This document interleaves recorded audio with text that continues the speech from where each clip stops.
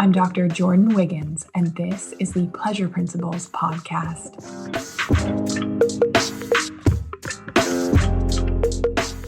Join me on this journey where sex, science, and sensuality meet. Let's change the conversation around sex and pleasure together.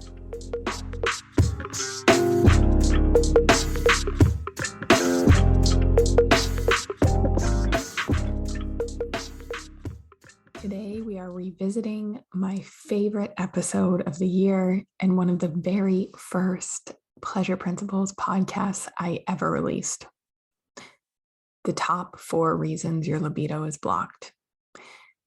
It's been a wild ride. I have so enjoyed sharing my work with you in this way. Mainly because the reviews that you leave and the calls that I have with women around the world weekly echo how important this work is and how much you need to hear it.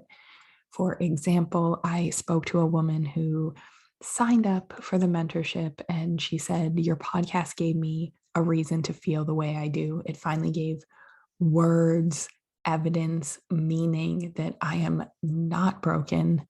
Yes, I have work to do, but what I have been taught, how I've been conditioned, that is what is holding me back, and I'm ready to fix it." I have 2 goals for this podcast. 1, to get the message of pleasure out to as many women as possible. No more starving, no more overfunctioning, no more settling for crumbs. No more being so exhausted, snippy, burnt out. And 2, to make women understand that they are not alone. We know that 1 in 2 women will suffer from sexual dysfunction in their lifetime, lacking desire, not being able to get turned on, having pelvic pain, difficulty orgasming. This is a topic that is not discussed. We Google, we go to our doctors, we try supplements, we read articles online without answers that actually work. We get stuck in relationship patterns that we think are normal because that's how our parents lived, or we are so exhausted and burnt out, we don't even know where to start fixing it. Although the conversation of sex is starting to be a popular one, we're so conditioned to think that low libido is normal, that a lot of women don't even seek help for it. Helping women find their pleasure in and out of the bedroom is my mission.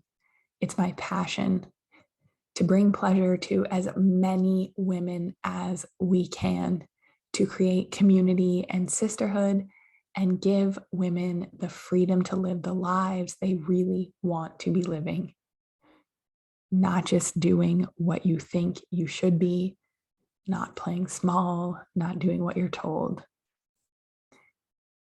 For us to be able to know what we want, know how to ask for it, and feel worthy to receive it.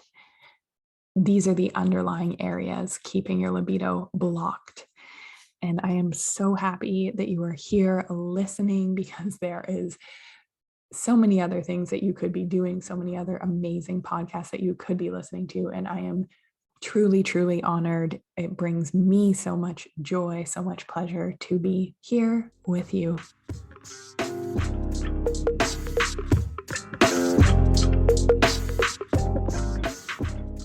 I'm so honored that you're joining me on this new journey into podcasting so we can have conversations that aren't being had elsewhere, and we can spread the word about sex and pleasure, because the way forward is through community and sisterhood. I want to welcome you to the pleasure revolution. One of the biggest threats to women's health today is lack of pleasure. And we're not even talking about it. It might surprise you to learn that 1 in 2 women will suffer from sexual dysfunction in their lifetime. Lacking desire, not being able to get turned on, having difficulty orgasming, not being able to orgasm, having pelvic pain. These things are affecting 1 in 2 women in their lifetime. And it's a topic that's not discussed. When women go to their doctors, try pills, read books, buy card decks, try new positions, read the latest top 3 article on how to get the spark back, these solutions are not working. If they did, you wouldn't be here with me right now. Without answers, with the shame we feel about our sex and sexuality, we're left feeling broken, like something's wrong with us. I can guarantee that you are not the only woman listening to this podcast right now who's working through forgiving her husband for an affair, who's having sex out of obligation, not desire, who goes to bed at a different time or finds other excuses or ways to avoid intimacy because of the pain it causes or the UTI or yeast infection that you're going to get after. Maybe you hold so much shame and embarrassment about your sexuality. You are not alone. For today's episode, I'm sharing a part of the Pleasure Mindset Bootcamp live event. There is so many aha moments. It resonates. It hits so hard that I get DMs and thank you emails for weeks because women are finally starting to get answers and finally starting to feel heard. So I want to share it with you here. When is the last time you had a mind-blowing orgasm? When is the last time that you had sex that left you feeling fulfilled for days? Hopefully by now you know lack of pleasure correlates to a loss of connection with yourself, poor health outcomes, and it's the underlying sign that we need a mindset shift. So 4 reasons why your libido is blocked. A block, just so we're all clear, is anywhere that we are stuck mentally. We're caught in a belief system that keeps us from having what we want. We're going to go over some of the main reasons that I see with the majority of the women that I work with.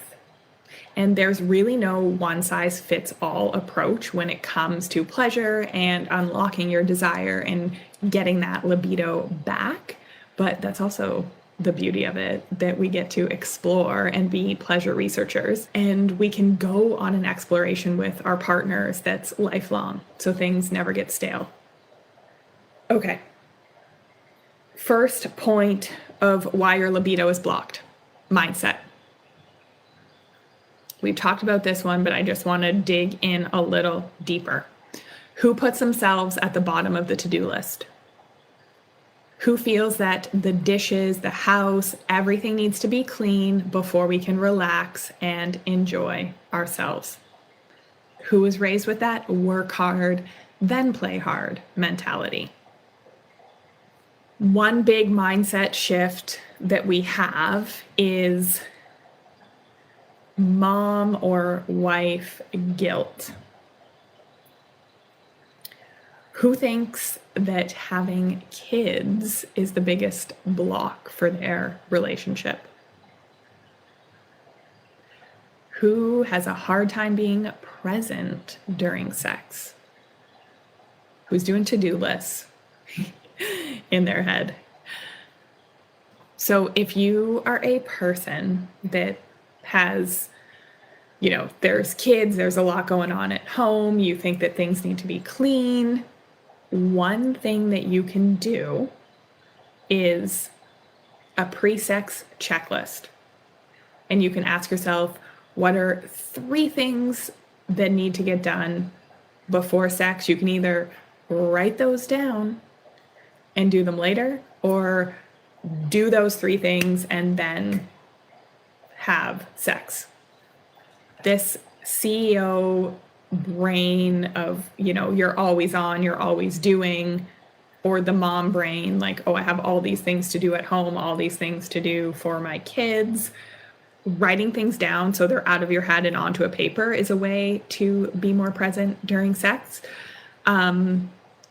We can also use something that we call a goddess persona. And I'll give you a brief idea on this, but this is where we start thinking, what are the attributes of a woman who owns her sexuality, who's fully embodied in her life and pleasure?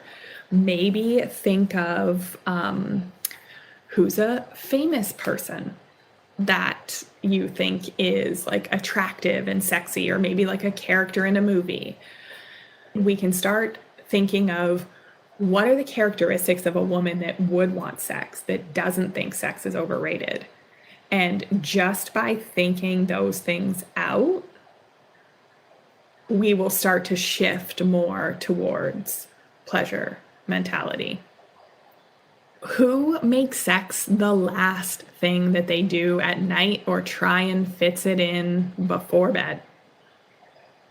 Because doing that, making sex the last thing on your to-do list when the to-do list is already really full, is not going to work. So what we can do is schedule intimacy dates with your partner. We can even do them at lunch.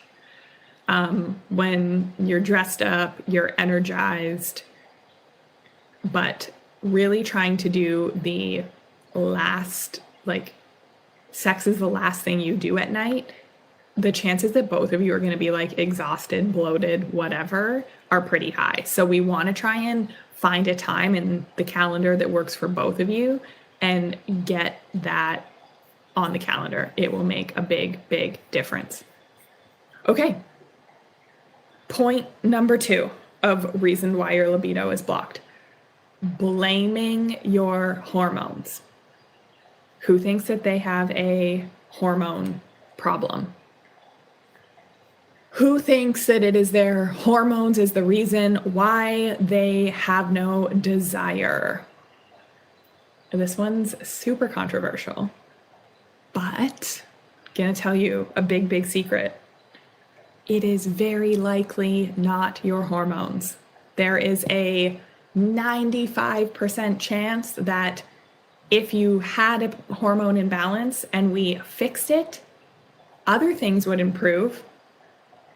Your weight, your energy, you'd feel better overall, but that desire for sex would not improve. I've seen this in thousands of women. I graduated medical school, thinking, you know what? I can fix this libido problem by balancing hormones. And thousands of women said to me, everything else that I came to you for is better, but not my libido. I don't want any more sex. There's some women that by fixing their testosterone or balancing their hormones, it will improve their libido, but they are the minority. They're the less than 5%. So these lies, these blocks that we've been told, these things that we're told by healthcare providers because they don't have any answers, that's a block holding you back. Because if you're saying, this is my hormones, can't do anything about it, you're not looking for any options. You're not seeking anything else out there. So I'll tell you something. What happens is, even if there was a hormone issue or a mood issue like depression, anxiety, and that made you want less sex, by having less sex, we want less sex. It creates relationship problems, all of these other things. So regardless of whether it started as a hormone issue, there's now also a mindset issue. And if we treat just one side of this equation, libido never improves. And that's why 1 in 2 women has a problem, because we need to treat hormones and mindset. Mindset and mood, because we get in this libido downward spiral. The less sex we have, the less sex we want. It causes issues in a relationship. And even if we fix the original problem, which was the hormones, those other issues remain. So we need to treat both. I've seen this with thousands and thousands of women. This is why there's no pharmaceutical intervention that works to fix this problem. Mindset and hormones. So what we need to do is get a healthcare provider that understands hormones, knows how to test them properly, and general practitioners do not know how to do this. We need to see someone that has done continuing education, specialize in this. I've spent the last, I was going to say 10 years, but I mean, I've been practicing for 7. So probably the last 14 years learning about these things, dedicating my life to this problem. And when you're a general practitioner or an OB, gynecologist, the general education that we receive as clinicians does not teach us how to properly address this. So if you say, my doctor says my hormones are normal, it's possible. It's also possible that they don't know how to properly assess these things. Regardless, if there is a true hormone imbalance, we also need to teach the mindset piece. And with both, that's where we fix this problem. Okay? All right. Number 3, education and what we were taught. This is another massive, massive block. What was your messaging from school, from your parents? What did they tell you or teach you about sex? Did your sex education have pleasure education? Or were you just taught STI prevention and don't get pregnant? What was your first experience? Was anyone caught touching themselves, looking at their body parts? And we just got a massive amount of shame from our parents for something that is a perfectly normal part of growing up and being curious. And it's not our parents' fault. They didn't have the tools. They need to be re-educated as well. So by not talking about it, or by teaching shame or sex is bad, or some outdated book or pamphlet, if we do enjoy it, we're constantly thinking, oh no, this is bad. I shouldn't be enjoying it. Sex is bad. We have that imprinting that we need to undo. What about religion? Anyone have any religious upbringing? So I went to Catholic school, and that kind of narrows down what they would teach. Basically, we're taught about how to have a baby or how to not have a baby with a ton of shame around it for the most part. Lots of Catholic guilt. But how are we supposed to enjoy sex if our gut reaction is to feel guilty? Married, not married, doesn't help. Another way that we are educated to miss or get a block around sex is attempting to have mutual orgasms. Who thinks that sex is better, or the goal of sex is to have a mutual orgasm? Penetrative sex, so penis in vagina sex, is not the best approach because 80% of women do not orgasm from penetration alone. So the way we've been educated or the way we've been taught doesn't work for 80% of women. And we feel like we're wrong or broken, or we're not having the best sex that we could be having if we didn't orgasm at the same time. So the belief that mutual orgasm is the better way or the only way to have sex is not, like, it doesn't help. It definitely doesn't help. It's like trying to tell men that they should orgasm by somebody licking their elbow. There's a small percentage of men out there, especially men that like practice tantra or know sex, have studied things in this area. They could orgasm by having their elbow licked. But the overwhelming majority of men, that would be like outside of the range of things that their bodies are capable of.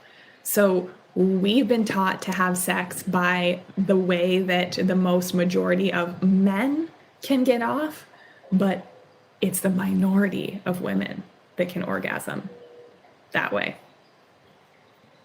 And fourth block, that's a really big one, relationship satisfaction. So who is super insecure about their body and they're constantly thinking like, I don't like the way that I look or smell or my weight.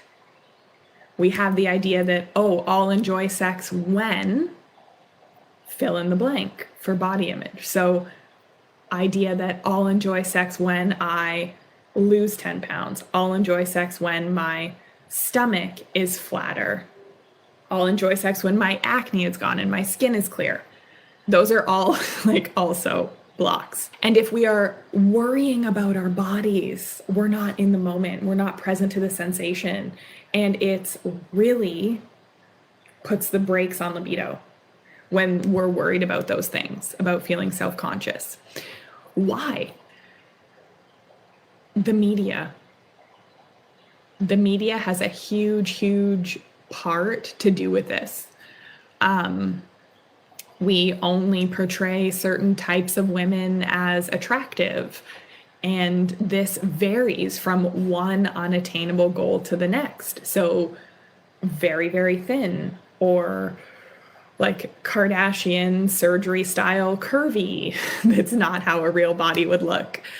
This fashion idea of like beauty is pain, high heels, waist trainers, eyebrow plucking, lip filler, hair dye, all of these things that we feel we need to do for our bodies, but we're never taught that we are good as we are or accept as we are. I want to take a really quick moment to note labiaplasty or vaginal reconstructive surgery. This is like quickly becoming a more popular elective surgery for women, increasing by 20% a year. And women say that the reason for getting this surgery is media influence and negative sexual experience or comments about their vulvas. And I want to talk about something today quickly. So most of us would call female anatomy vagina, but vagina is actually the internal part. That's the birth canal. The external part that we can see that women are having operated on is actually called a vulva. And again, we want to, like, there's no equivalent surgery that's as painful and has as many side effects that men are electing to have done to their penises, just us as women. So there's this constant push that we are not good enough as we are. By embracing pleasure and making pleasure a practice, having these conversations, making these realizations, we can start to undo this conditioning. But step one, regardless of where we're at, regardless of what our block is, we need to work on pleasure mindset if we want to have desire. All of these things that we've been taught are impacting our libido. I hope you enjoyed this little walk down memory lane. If the words in this podcast are speaking to you and you are ready to jump into doing the work and making change in your life, in your relationships, in your bedroom, I am here.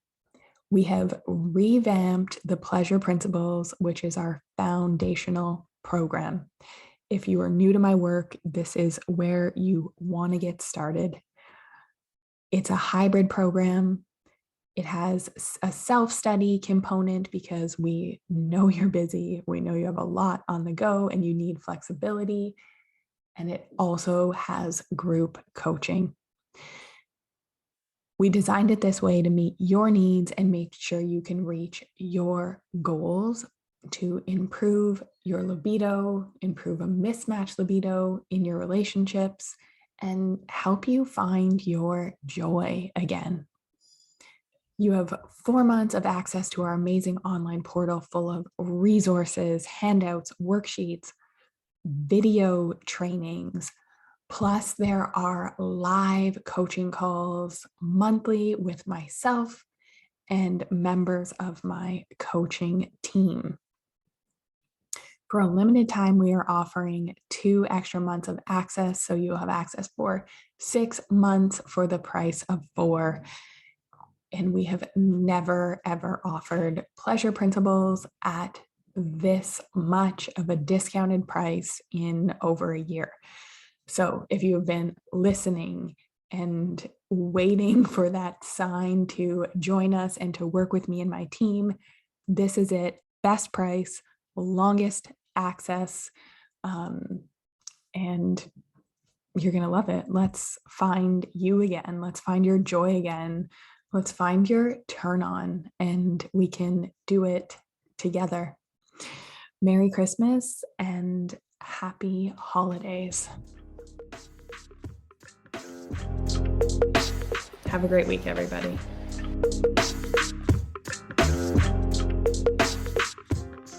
If you like what you heard in this episode, leave me a rating. Your support helps me get discovered by more women like you. Together, we can change the conversation around women's sexual health and pleasure for you, your partners, and generations to come.